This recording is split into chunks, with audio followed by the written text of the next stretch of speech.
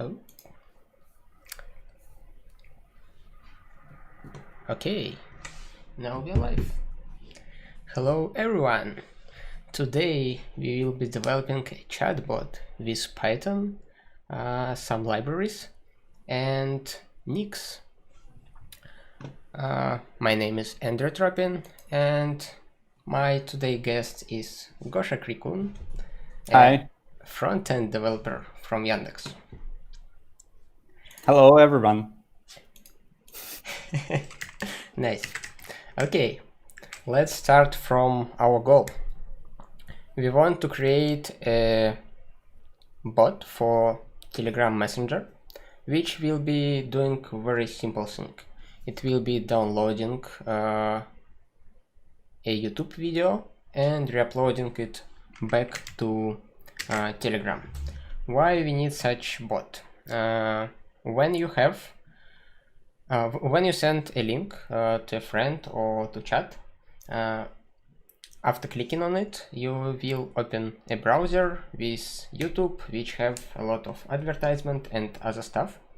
But when you have a video uploaded to your chat by the bot, you can cache this video on your device and watch it later without any advertisement and so on. And also it's just a good example of integration of native application and Python code. We will start from very basic concept of package management for Python. As you may know, many people use pip for managing dependencies for Python, and you have few options where to install those packages using pip. First of all, you can install them into your system. You can install into a home directory, or you can install it in virtual environment. Virtualenv is simply a directory and a script which allows you to update some variables in your shell to make visible Python packages for your Python interpreter. And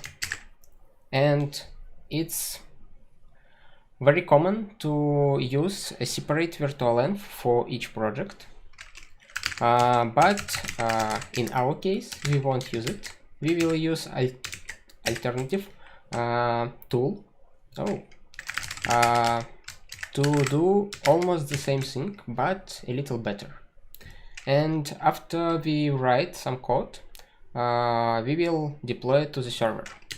Okay, to make it possible to deploy it to the server, let's create one. And while it will be creating, we will start writing some code. I will use latest NixOS image and free tier eligible instance, blah blah blah, some space, text, security groups. Let's use public one. And okay, that's all.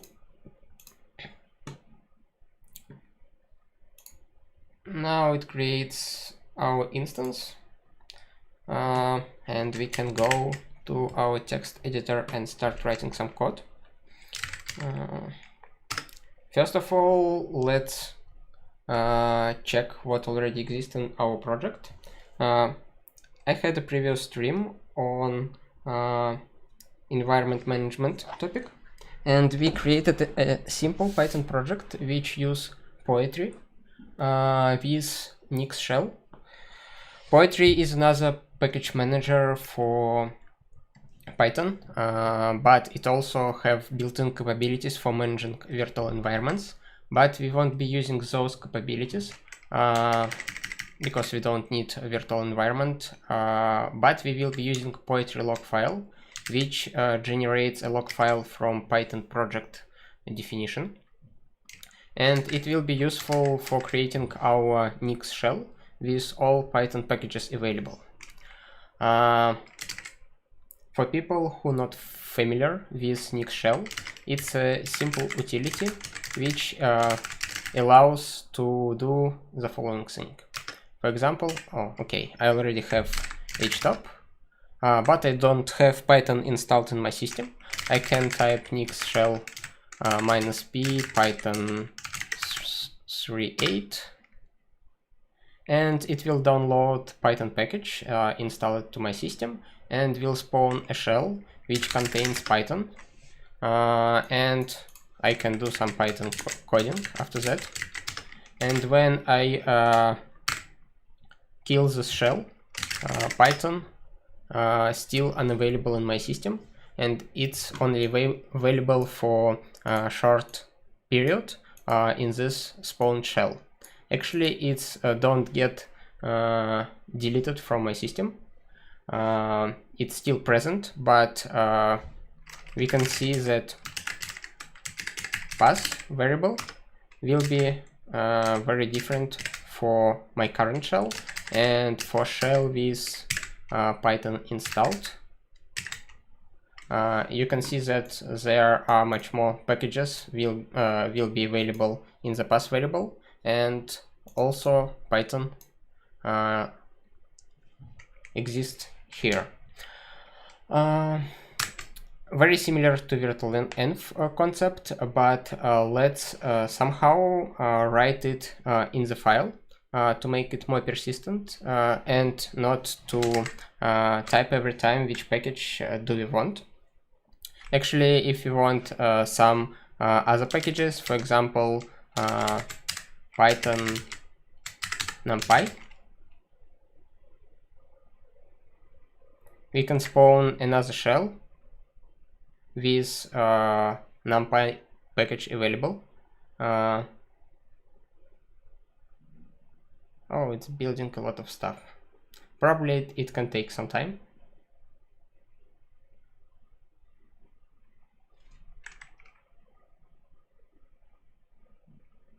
Okay, we won't be waiting until it's finished.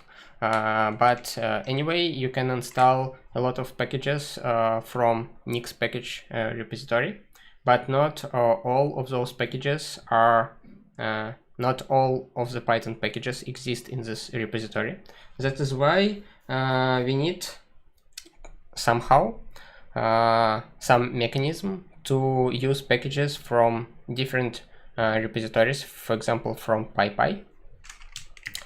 And for that purpose, we will be using a tool called poetry2nix, which takes poetry.nix file, a poetry.log file, and which generates an environment where those packages will be available. Let's write some code which will be generating this environment for us. In previous example, in previous video, we already written such example, but I will simplify it, removing all unnecessary stuff from here, and we'll explain one more time what is happening here. The flake is basically a function which accepts a set of inputs and produce a set of outputs. In our case, we want to produce only one output called dev shell for x86-64 Linux system. For that, we need to call one function called make-shell and pass some inputs to it. For example, I want to have Python and YouTube DL available here. Oops.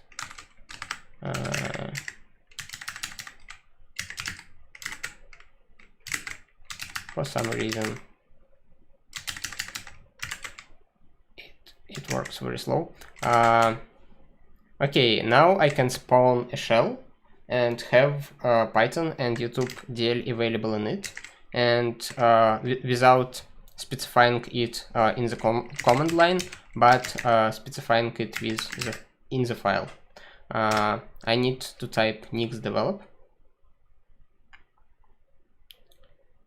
it will install all the necessary packages for Python and for YouTube DL.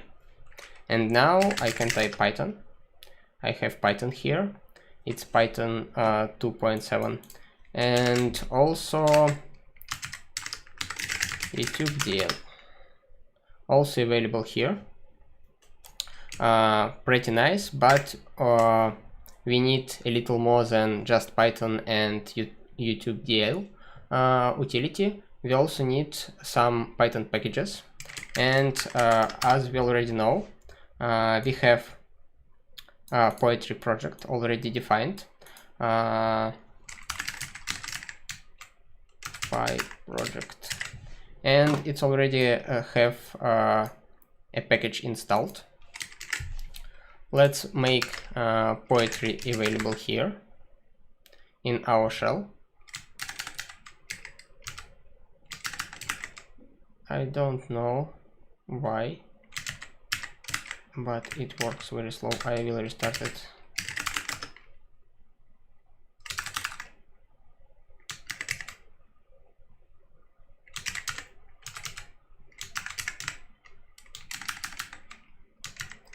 Poetry. Cool.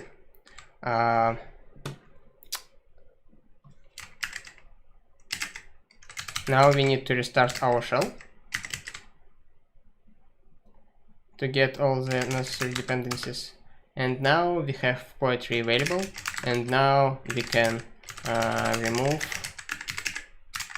packages or install them into project. Actually, Poetry will be trying to manage virtual environments, but we don't need this feature. We need a iogram library to write some code for our Python bot. And you can see that Poetry installs the library and all the dependencies of this library in the system. And actually it installs them into virtual environment, but we will create our environment with all those dependencies. How we will do it? We will use Poetry to Nix utility, and we'll call make Poetry environment function, and we will provide this environment as one of the packages inside make shell function. Okay, now we need to restart our develop environment. You can see that it downloads all the packages defined in Poetry log file.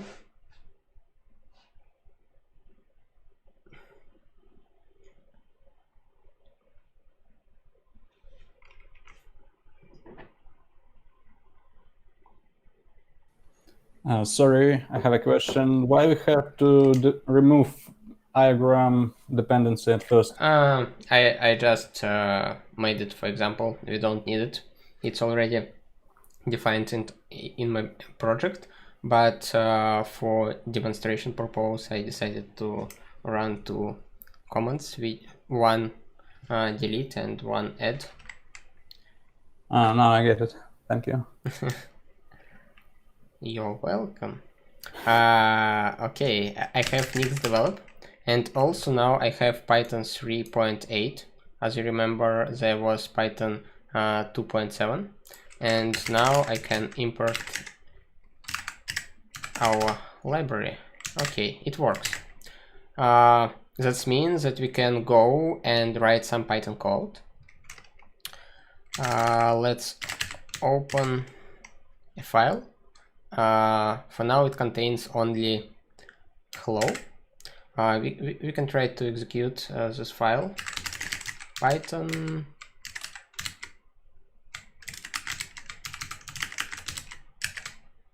and it prints hello as expected. Now let's do something more complicated. I will be using example from my laptop because I already tried some code. First of all, we need to create a bot with some token. After that, we need to create a dispatcher, which will be handling requests. And now let's write a very simple bot, which will be sending the same text as received text. For that, we need to call message handler and define async function. Oops. Echo, which accepts a message of types message, this type defined in this library. More on that you can read in the official documentation. And now we need to reply with something, message.reply.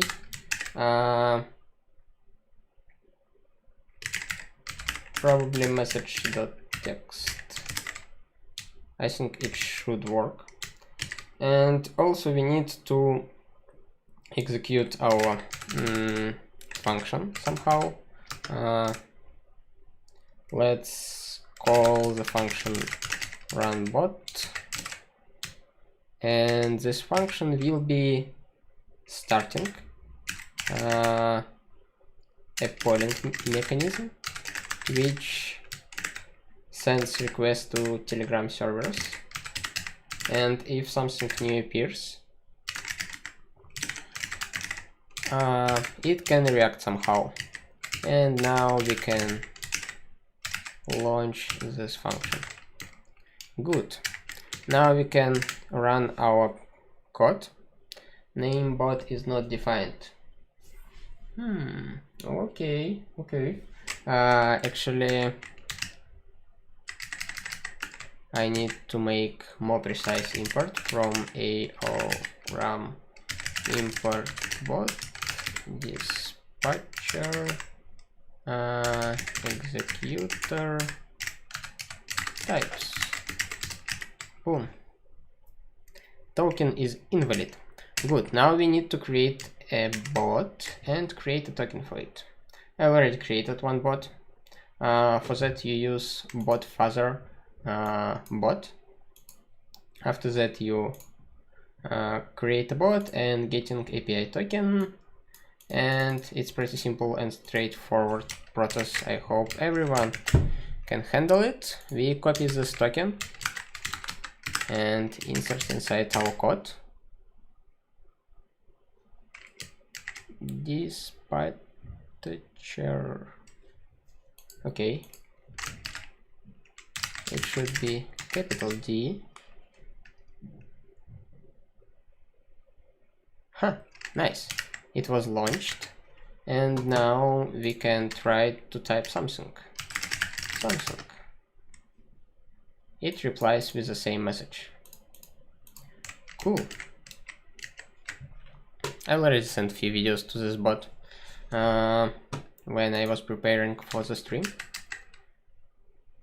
but we will send a few more. Okay, our simple echo bot works. Now we need to make it a little more complicated. What we want, first of all, we want to get an URL from message and strip all unnecessary text. For that we will be using regular expressions. Import re library, and let's think about our URLs. Let's write regular expression for it. YouTube can have two different formats for URLs, and we will handle them separately. First one will be youtube.com/watch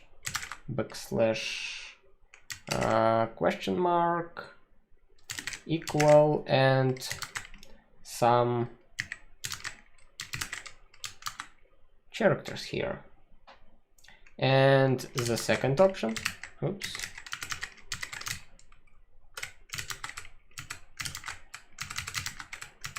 what the heck?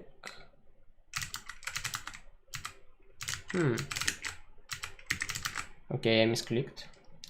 Now it works. And the second option is shortened version of URL, which will look like this. Good. Now let's check that our regexp works. Let's take a sample URL from youtube.com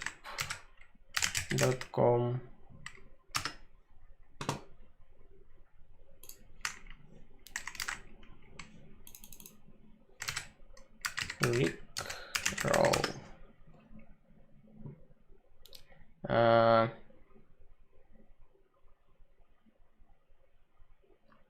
Let's take a shorter version.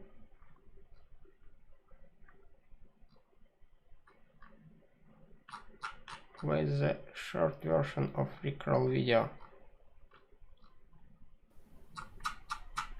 I think you can take any link just for... Yeah, sure. For testing. Copy link address. Our URL will be this one. And now we need to apply our regexp. Extracted URL will be equal to array.search YouTube regexp and URL, and we need to take the first row of it.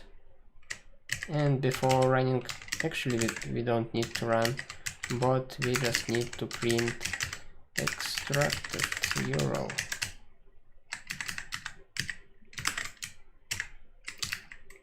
Let's stop our bot.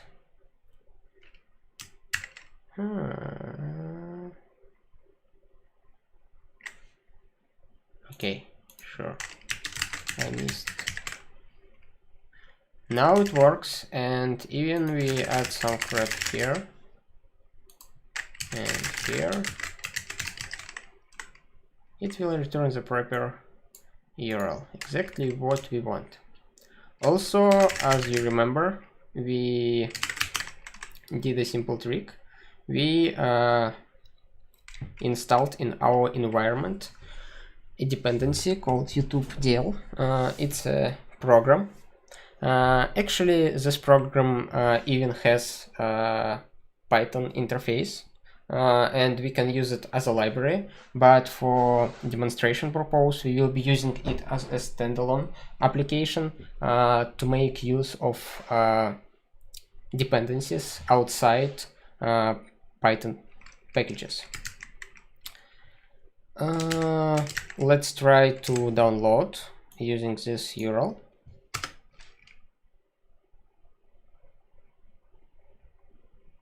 Yep, it works. Let's remove this one and let's make it download only using video ID.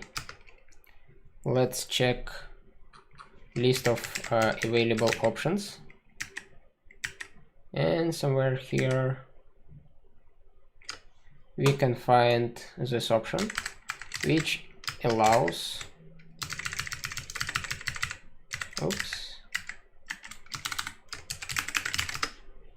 to save video using its ID but not the full name with title. And now you can see it's much simpler. Name, which we will be using in our following code, but also I want to see to get this name somehow. For that I will use this option, which will call ls on downloaded video, which will make it possible to see the name of the video downloaded and to get only the name of the video. I will take only first line. I mean on the last line of the output, and you can see that other output to std_out omitted, and it shows only std_err output and one line of std_out output. Let's save this command somewhere in the code. Download cmd. Okay. Nice. And here we will change this link later. Okay, now we can extract URL from message. We already can download a video. What also we need to do? We need to upload this video back. And also we need to make our dispatcher more precise. That means that it should react only on the messages which contains YouTube inside it. YouTube.com or YouTube.b. This will make our bot react only on messages which contains a link. Let's check it. Typing some text doesn't work.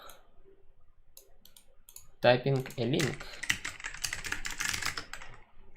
and it replies with echo message. Good. Now it works, and works as we expect. Let's create a function, def function, which will be downloading our video. Let's call it download vid, which accepts URL and returns the name of the video.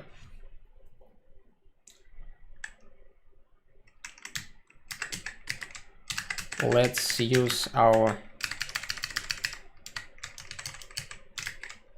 command, and instead of hard-coded URL, we will be using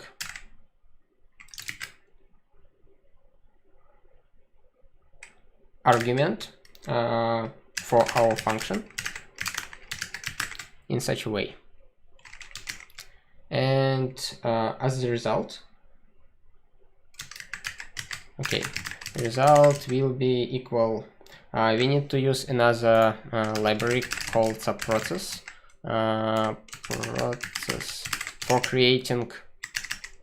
for calling external programs from Python, and also for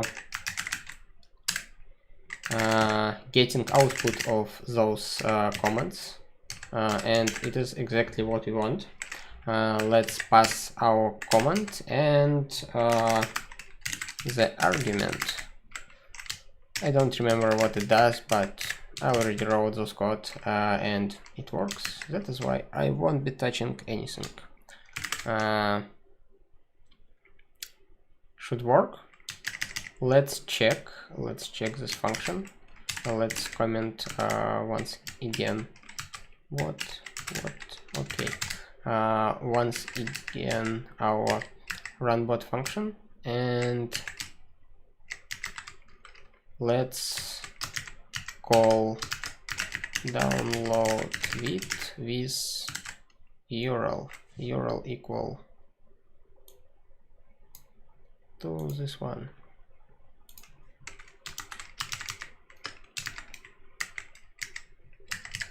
Oops. Let's remove this video and let's run our script again, and we can see some output here, and we can see that we get a string, but with trailing new line here. And also we can see that we have a video here, which we can send back to the user. Okay, sounds good. The only minor change, we need to strip the new line. Probably it's called a strip function, which removes all new and new lines and spaces from the end of the string. Sounds good. Any questions so far? I have a question. Why you choose to use only ID of video but not its title name? Because it's so huge and it's much simpler to operate on shorter video name, and also this ID guaranteed not to use any strange characters. It contains only digits and basic English characters, but the title can contain Arabic characters or something like that, which can be hard to process sometimes. And I decided to use a safer way and to use ID of the video. It seems like YouTube downloader handle these types of characters and its file system safe, I think. Yeah, but after that we need to process the output of YouTube DL, and it will return the name of the file.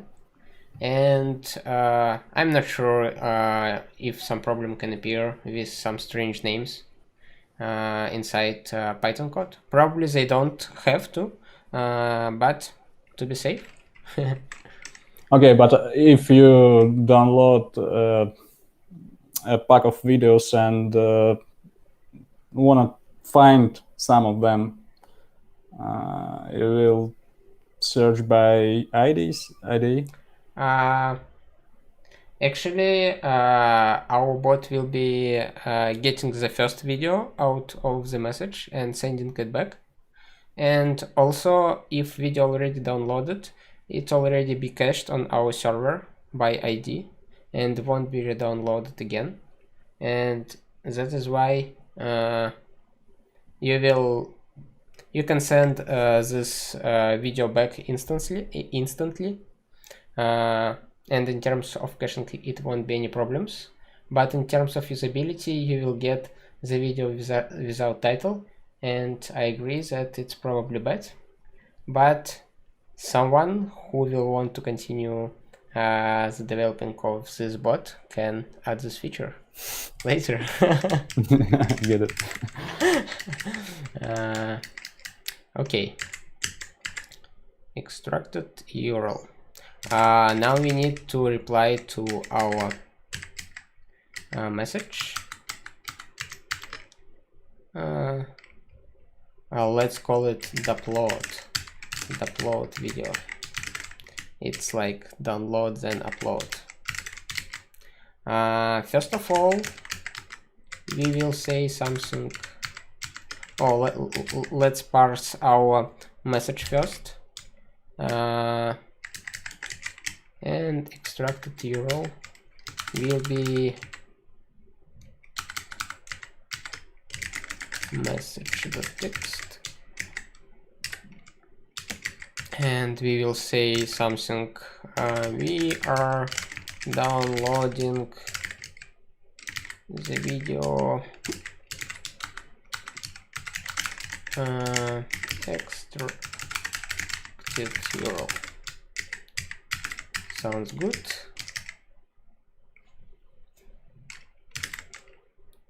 Let's check if it works. Let's start our bot. Oops.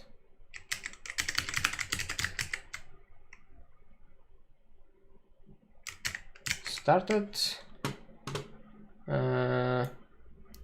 Copy this text.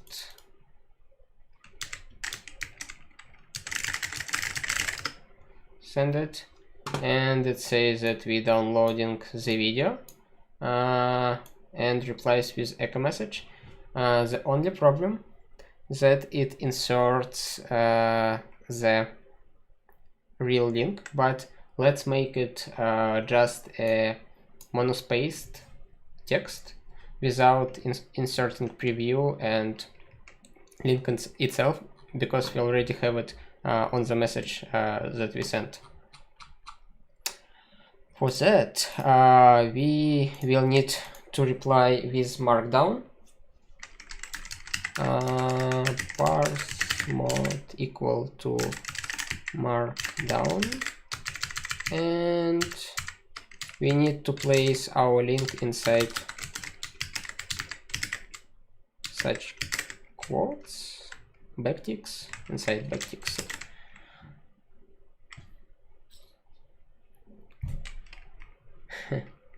Hello.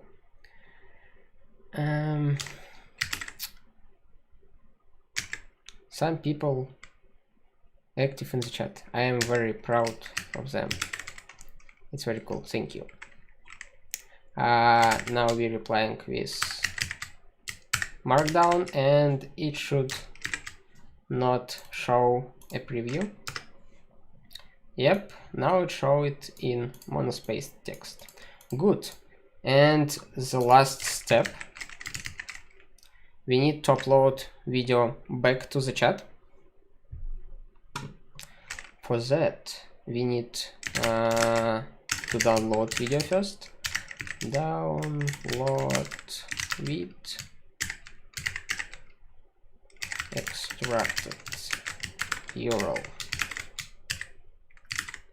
and upload back with open file name with name for it as video, and let's respond with await message reply video, and we can add a caption to this message. For now, we will be using hard-coded message, but in the future, we can add a title of the video also. Video uploaded by Telegram, YouTube, Dale bot. Nice. Oops.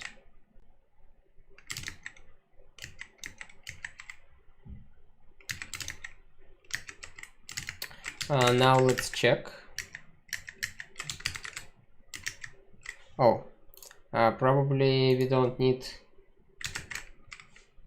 any more messages.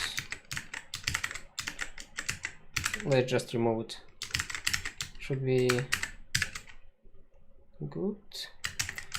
Started sending. Oh no. Let's send this URL. We are downloading the video, and we get the video.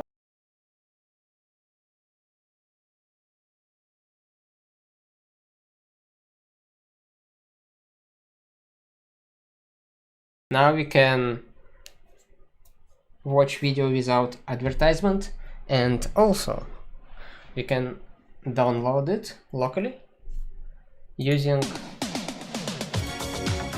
download button. And even if it doesn't have internet connection, we still able to watch this video. Good. Our bot is finished. Pretty good. Let's remove the call to run bot, and let's wrap it in more interesting form. Let's add if our script will be called as a script, then we will run this function, but also we will need to update our Py project for the future. to make a package out of this code. It seems everything works. Now we can go to packaging part. What we will do, we will define our package and we will create this package using make poetry application function. But we also need to add some dependencies to it, but we will do it later. Okay, we defined our package, and now we will need to make it possible. We will need to make it possible to build this package. For that, I will create default package dot system equal to app. And now let's check that we can build this package.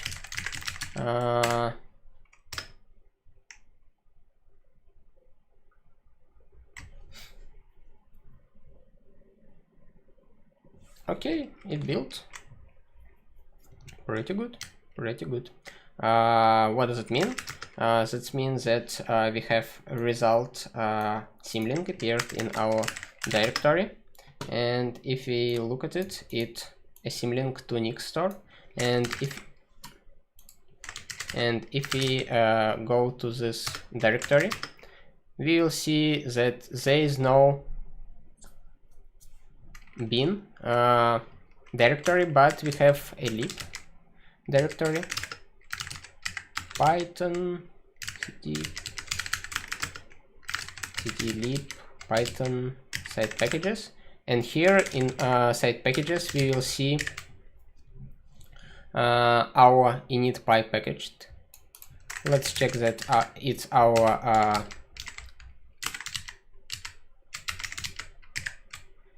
code. Yep, it's exactly the code that we written right now. Okay, now we need to create a wrapper which will be executing this code. For that, we need to update our PyProject toml. Let's Google how to do it. Poetry script, probably better. Oh, the first link is exactly what we want. Boom, boom, boom, boom. Script. We need to add this line to our poetry PyProject toml file, and here they'll run bot. We need to specify which function we want to launch.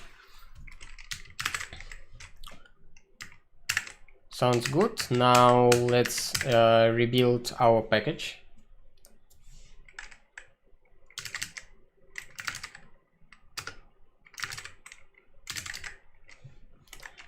And let's look at the result.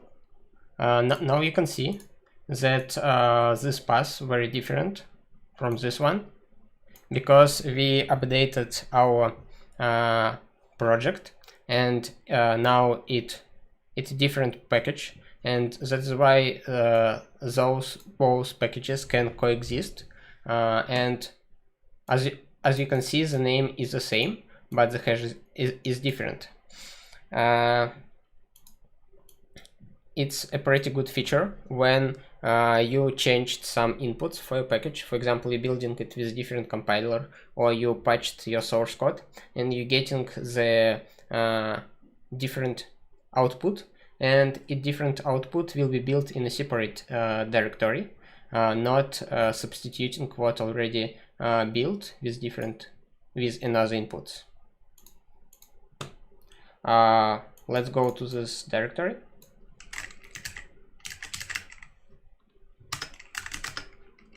And here you can see we already have a bin directory. And now in this bin directory we have poetry. Why it's called? Oh, okay. Let's call it Telegram YouTube del bot, for example. And let's rebuild one more time. Too fast.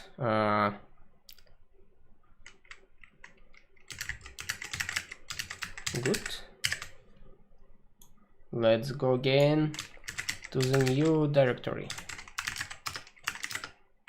Bin. Nice.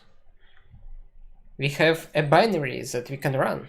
Actually, it's not a binary. It's just a bash script which contains some code inside it. But as you can see, it runs our bot, and we can send messages to this bot, and it will reply with video, I hope. Huh.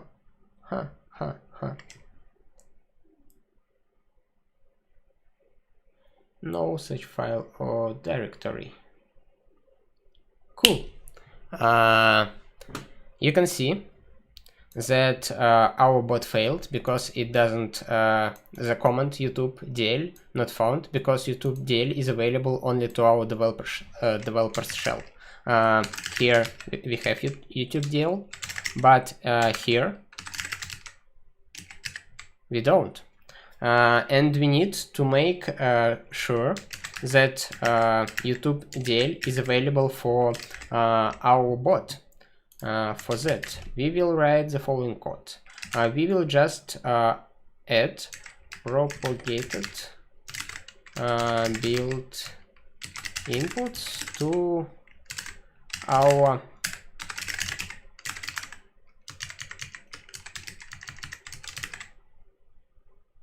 application. Oh. Good. Now we can rebuild our application.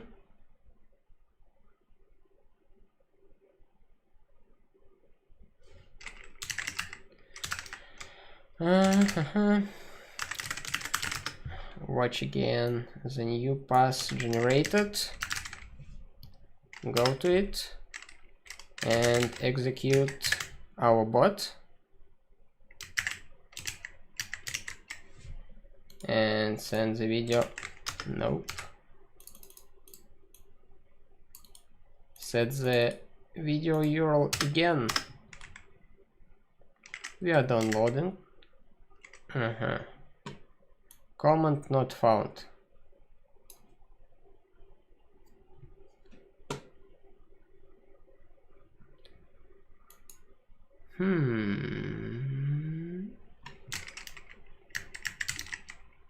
I did something wrong. Propagated. Yep. Misspell. Sorry for that. Yep, nice catch, Sartre. It's true. It's propagated, not propagated. Exactly. One more time. And now I hope it should work as we all expect.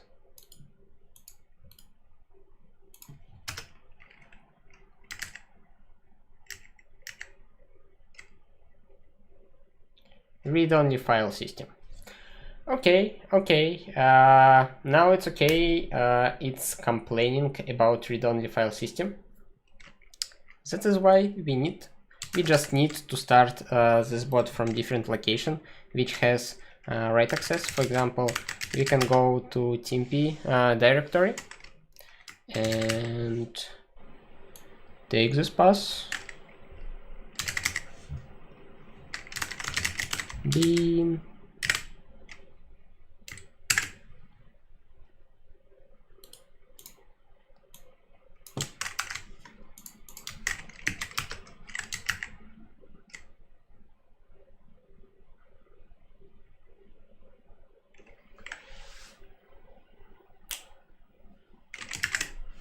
Ta-da! It works. Cool. Any questions so far? Or everything is clear?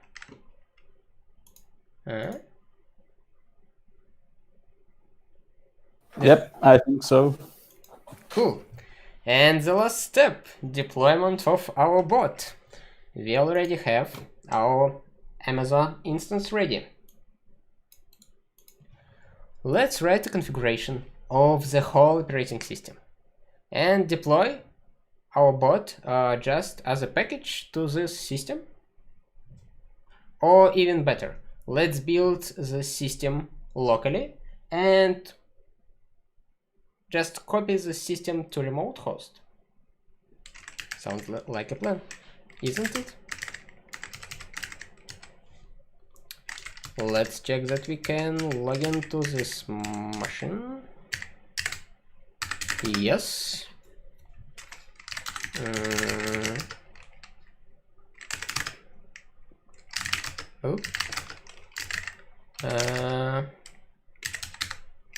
The L-boot.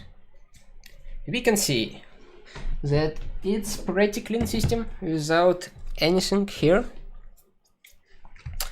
And let's create a configuration for new systems that we want to get. NixOS configuration equal to what? First of all, I need to open my cheat sheet. We already write some of this code. I need to make it available inputs stable lib. What did you say?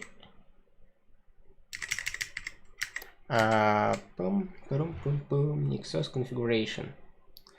Let's name it AWS L equal to lib make something like NixOS system, which accepts model list of models.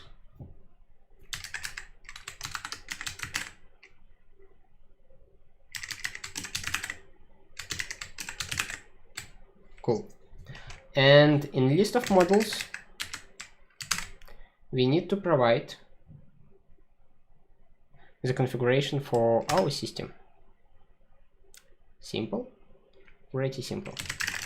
First of all, we need to add imports specific to AWS instances, which contains some already defined configuration for the Amazon hosts.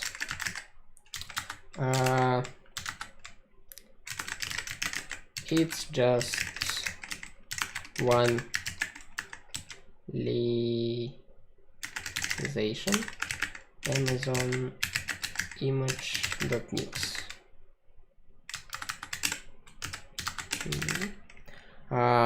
That's almost all. ec2.hvm equal true. And now let's add some random package. Let's set a host name first. Networking dot host name. It will be AWS tkl. And where I get all those values, actually in manual page for configuration.nix, you can find all those options. For example, networking host name of type string defined here, blah blah blah. And also I want to install a package. I don't remember how it called. System packages. Environment system packages. Environment system packages, and let's install packages htop for now. It should be enough. Okay. Probably you misspelled models in imports. Input. Nice catch. Thank you.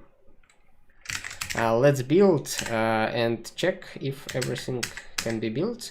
And now we will be building a whole operating system.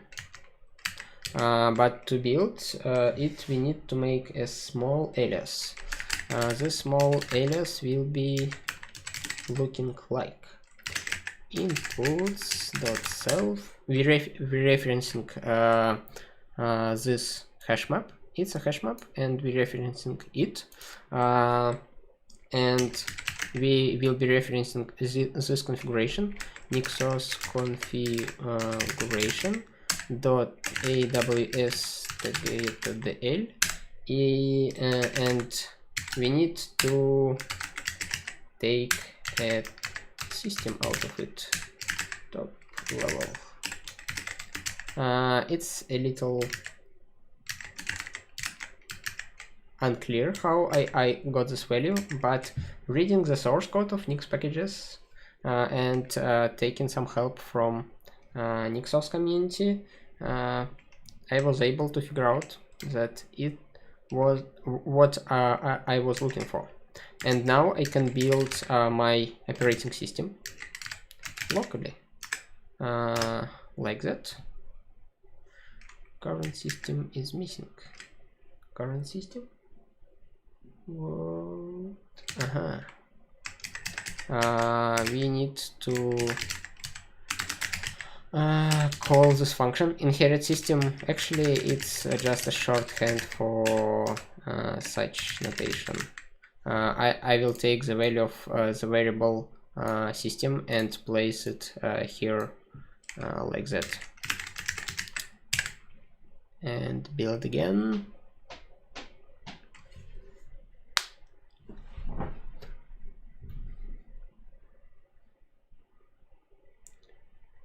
It will take a little more time than building just a Python package, but it's still pretty fast.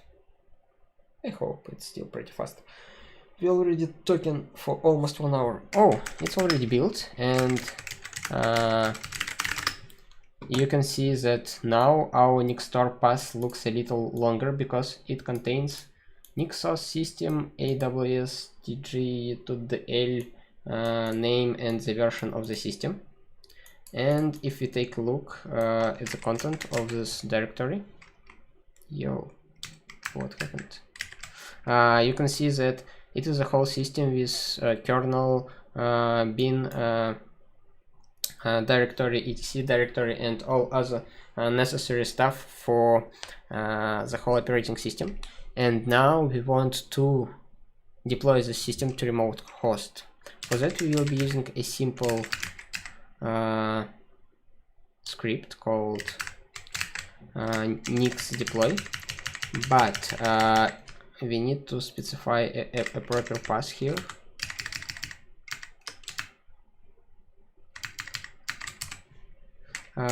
Instead of specifying the path, I will call read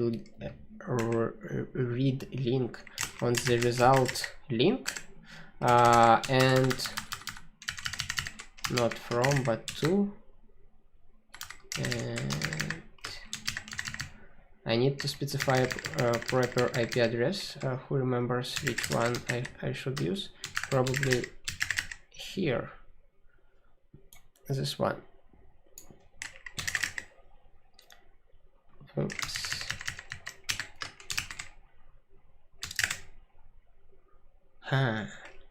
Nix deploy not installed. Okay. Nix-shell stable. Actually, there are two mechanisms. First one called nix-shell. It's older one, and the newer one is nix-shell, which is not available by default in current NixOS systems, but with the next release of nix, it will be available. And I need nix deploy package.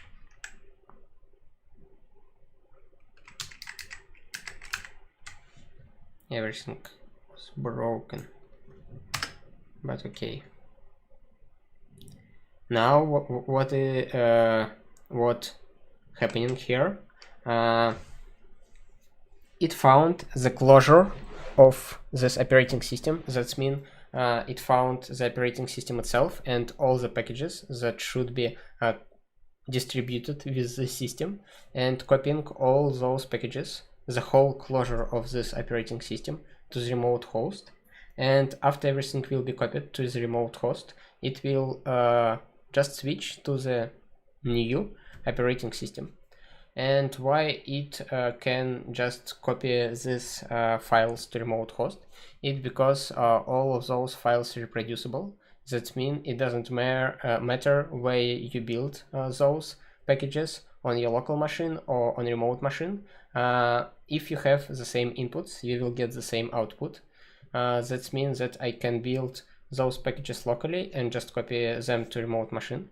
And remote machine, using this hash, will be sure that those packages is what it expects.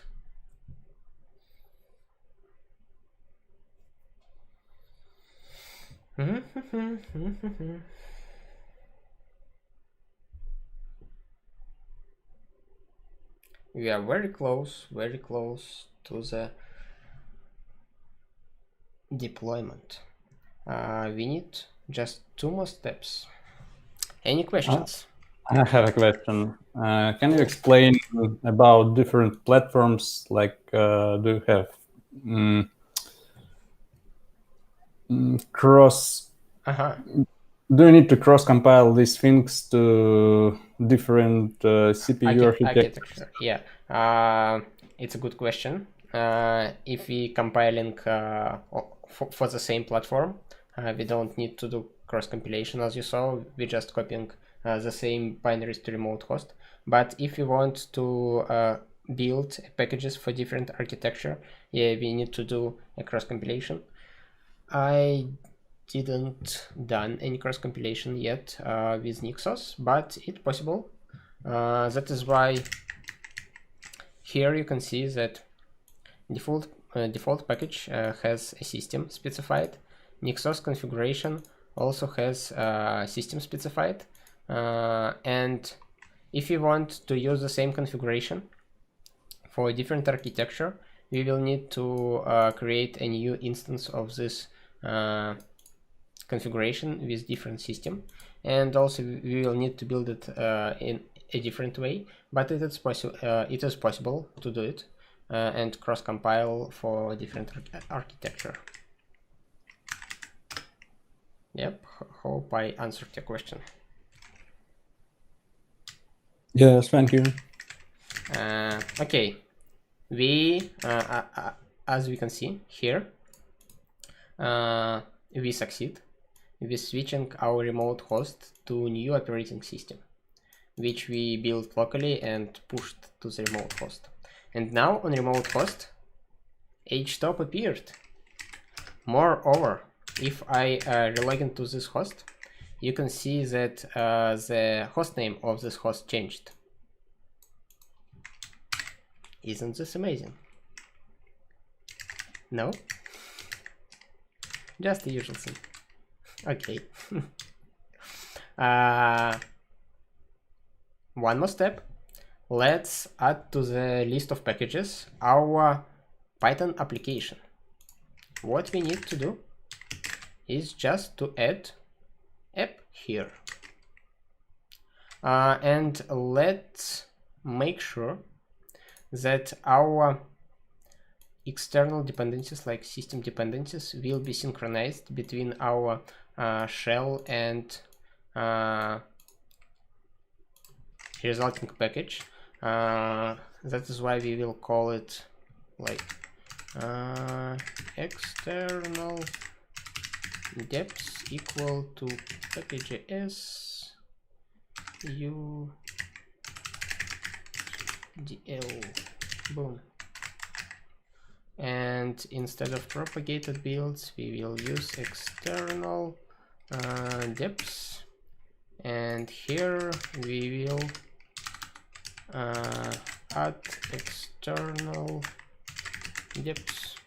Yep, just to make our code a little clearer. And now we added a new system package to the configuration of our remote operating system, and it is exactly our application. And let's build another operating system.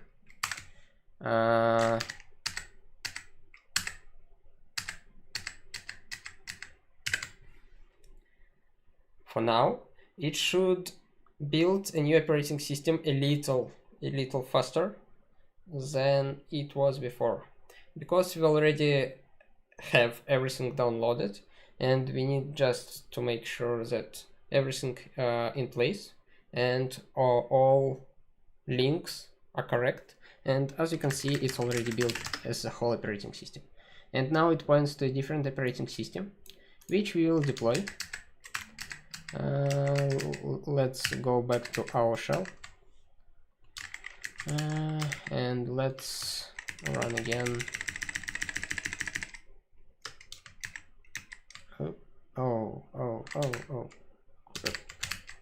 Okay, let me copy this command.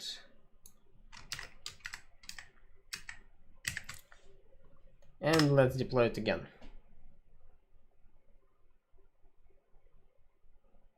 Now you can see it still copies a lot of packages, but all those packages are new, and the packages that already exist on remote host won't be copied. And if I will run this deploy one more time, it won't copy anything, because already all the packages will be already on the remote host. I even will run it one more time to make sure that it won't copy anything. Yep, as you can see, now the switch was immediate. And let's go back again to our remote host, and now you can see that we launched our bot on a remote server. Oh, it's because I already have a bot launched locally. One more time. Now it launched and it works. Let's check it.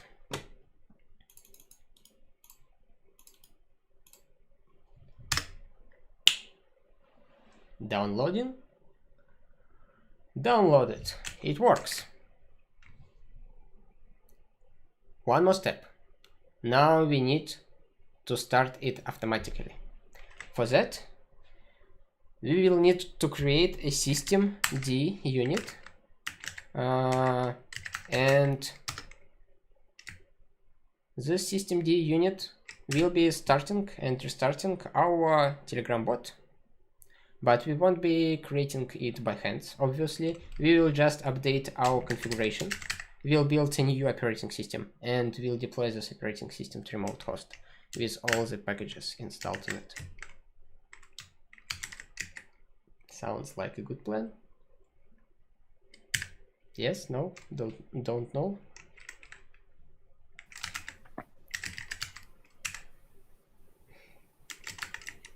You want to say something? You confused? I don't get the question. I'm just kidding. We will just create the systemd unit to start our Telegram bot, and we'll build a new operating system and we'll deploy it. Nothing special. Systemd services, let's call it tgutl bot, and what I want from it, I want a description. Super Telegram bot bam, and wanted by. To make it launched automatically, we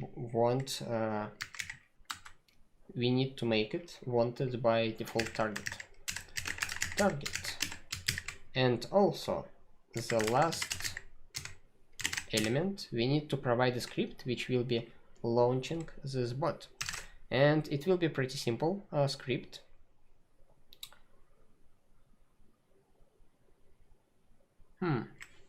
We will just write inputs self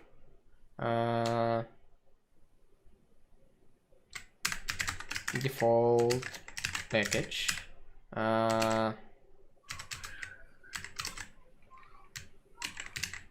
system. Instead of such quotes, we will be using such quotes.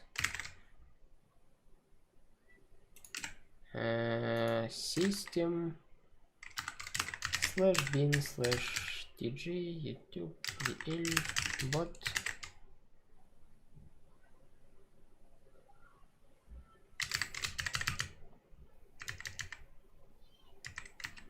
oops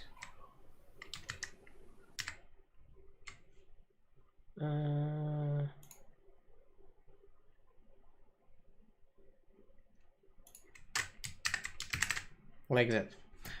Here we referencing our default package defined here, and we specifying the path. This expression will return the path inside Nix store for our package. If we build our package again, Nix, let's just do it.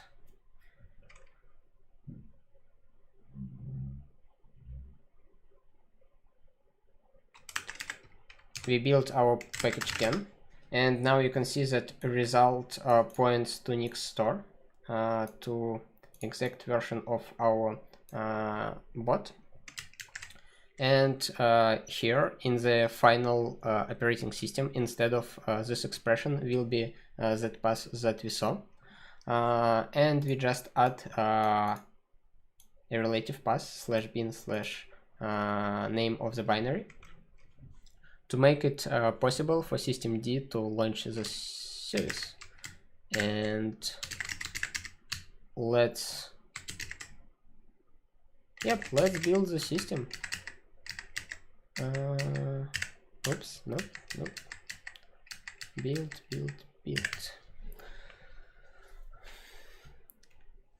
Hi everyone.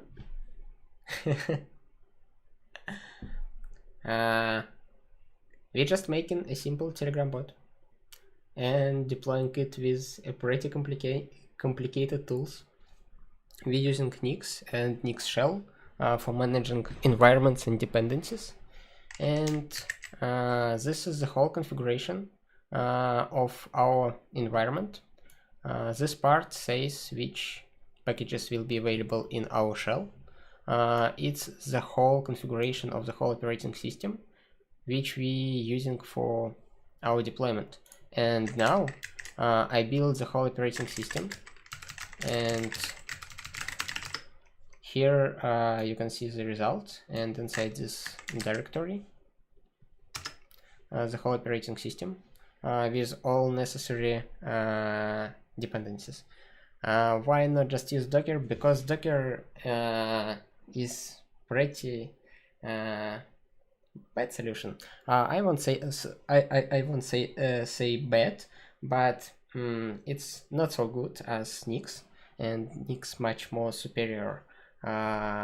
It's a little bit harder to understand at first, but later you can see a lot of benefits from it. For example, Docker is not reproducible. One of the reasons why not just use Docker. And we built the system here, and now we need to deploy the system. Our deploy commands, this one.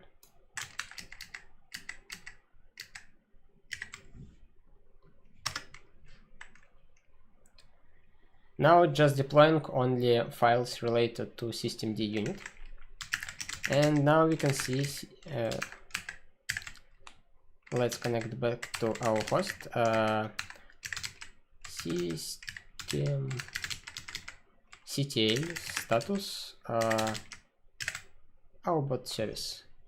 We see that in this system on remote host, our bot already active, and you can see which command runs it. And also you can see the logs for this bot. And let's try if it works or not again. And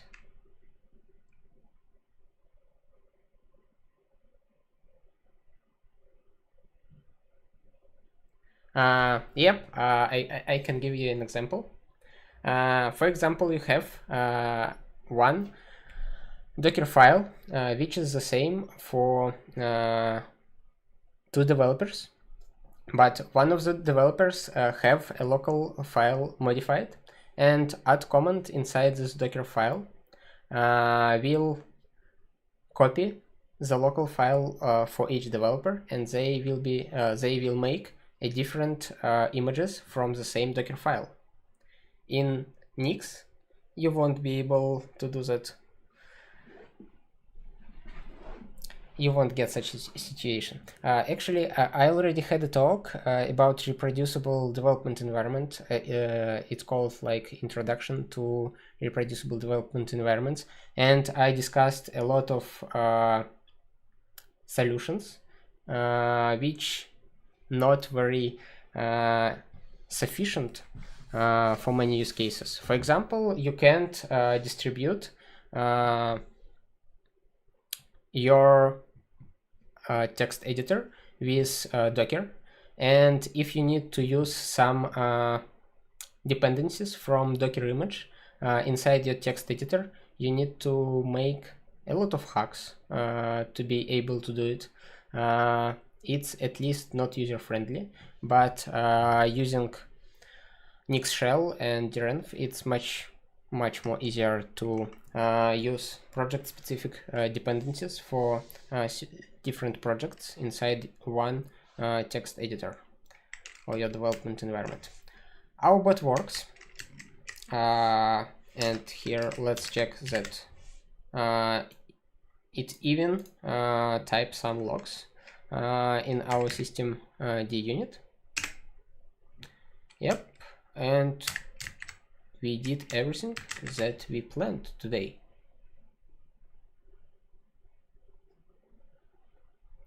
Any other interesting questions? Or not interesting? Just questions? No? Tired? Confused? Want to go home? Actually, I'm at home, but I mute myself to get the sound.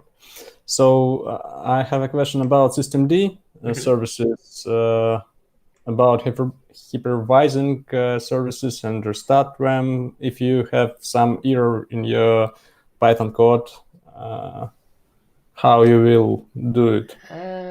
It's a good question.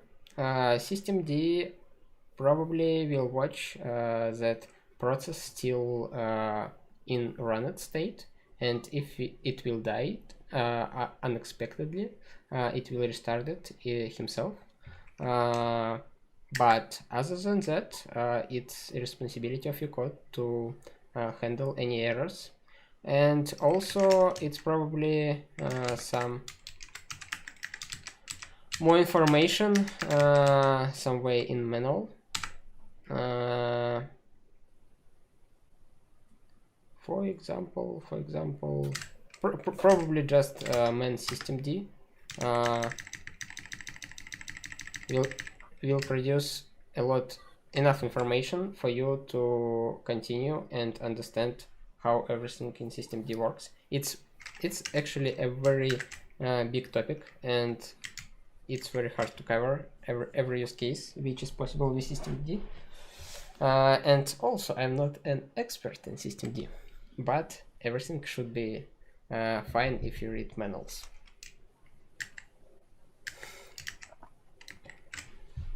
Any other questions?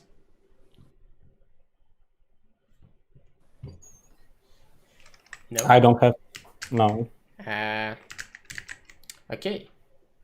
I hope everyone enjoyed the time here together. And thank you everyone. We'll see you next time. Bye.